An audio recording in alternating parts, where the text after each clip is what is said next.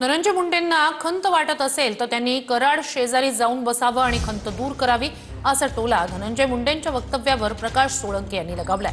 तर आठवण येत असेल तर जेलमध्ये जाऊन राहा अशी टीका बजरंग सोनवणे यांनी केली आहे। त्यांनी जी काय खंत बोलून दाखवली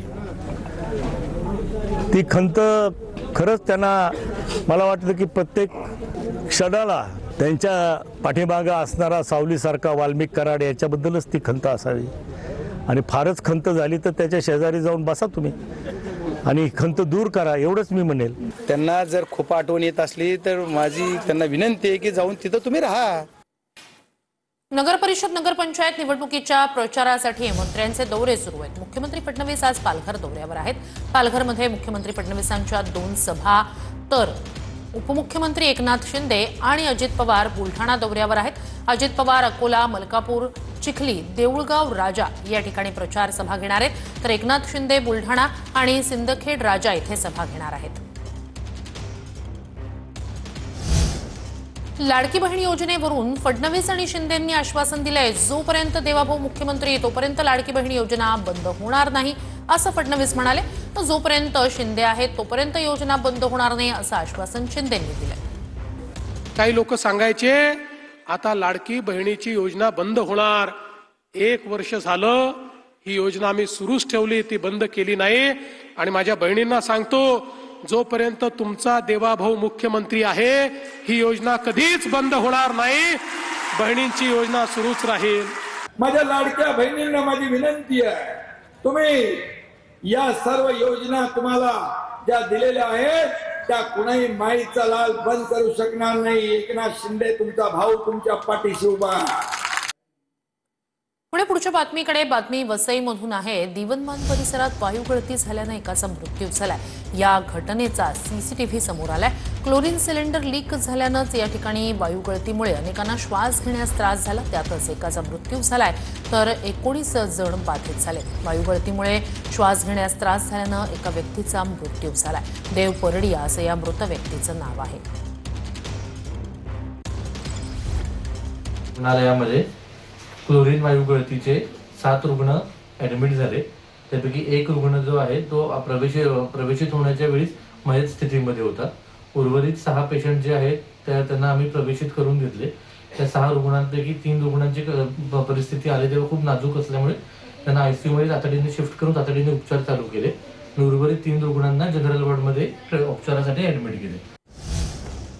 बातमी मुंबईतून आहे। लोकलमध्ये तरुणाचा नशा करतानाचा व्हिडिओ व्हायरल झालाय। लोकलच्या दरवाजावर लटकत या तरुणानं नशा केल्याचा हा व्हिडिओ समोर आलाय। या तरुणावर कारवाई करा अशी मागणी प्रवाशांकडून होतीये। सिटी इमारतीतला हा धक्कादायक प्रकार समोर आलाय। अब्दुल रहमान असं वाढदिवस असलेल्या या तरुणाचं नाव। या तरुणावर सध्या उपचार सुरू आहेत। याच प्रकरणी 5 आरोपींना 29 नोव्हेंबरपर्यंत पोलीस कोठडी देण्यात आली आहे। इतना है कि वो लोग ने इंटेंशनली किया था क्योंकि ये लोग ने ऑलरेडी प्लान किया हुआ था कि हम लोग को ये चीज़ करनी है। जैसा उसको शाम में बुलाना था तो ये लोग ने दोपहर में ऑलरेडी प्लान किए हुए थे कि हम लोग पेट्रोल लेके जाएंगे, उसके ऊपर छिड़केंगे, उसको आग लगाएंगे ऐसा। फिर आग लगाने के बाद में वो भागने भी लग गए। फिर जब उन लोगों को मालूम पड़ा कि मतलब ऐसा उसने अपना टी-शर्ट खुद से उतार के खुद से आग बुझाया। पुण्यात दहशत पसरवणारा गुंड समीर शेखची पोलिसांनी धिंड काढली। लक्ष्मीनगरमध्ये दहशत पसरवणारा या समीर शेखची धिंड काढण्यात आली। जमाव गोळा करून वाढदिवस साजरा केल्याप्रकरणी येरवडा पोलीस ठाण्यात गुन्हा दाखल आहे। तर जळगाव जिल्हा कायद्याचा बालेकिल्ला असं म्हणायला लावत 40गावमध्ये टवाळखोरांची पोलिसांनी धिंड काढली। पुण्यात दहशत निर्माण करणाऱ्या गुंड समीर शेखची धिंड काढण्यात आली। दुसरीकडे जळगावमध्ये सुद्धा टवाळखोर तरुणांची पोलिसांनी धिंड काढलेली आहे। निलेश राणेंच्या आरोपांनंतर शिल्पा खोत यांनी भर सभेत कागदपत्र दाखवत उत्तर दिले। शिल्पा खोत भाजपकडून मालवणच्या नगराध्यक्षपदाच्या उमेदवार आहेत। शिल्पा खोत यांनी निलेश राणे यांची ऑडिओ क्लिपच ऐकवली आहे। शिल्पा खोत यांना फोन केला होता त्यावेळी त्यांच्याकडे ओबीसीची खोटी सर्टिफिकेट माहित नव्हतं असं आता यावर निलेश राणे यांनी म्हटलंय। शिल्पा खोत यांचं जात प्रमाणपत्र खोटं असल्याचा आरोप निलेश राणेंनी केलाय।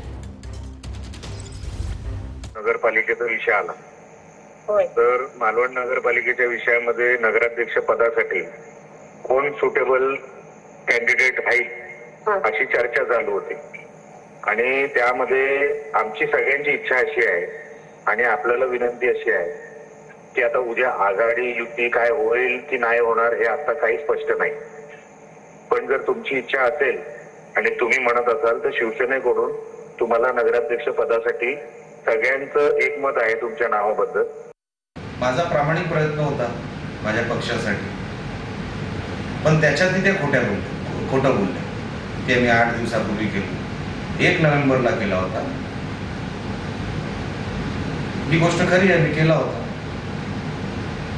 पण मी कशासाठी केला होता, माझा हेतू काय होता, त्यानंतर 1 नोव्हेंबरच्या माझ्या फोन कॉल नंतर जेव्हा मला कळलं की ह्यांच्याकडे व्हॅलिड डॉक्युमेंट नाही, ह्यांच्याकडे कसलाही ओबीसीचा पुरावा नाही, 1 नोव्हेंबर नंतर एकही फोन मी त्यांना केला असेल तर त्यांनी तो दाखवावा.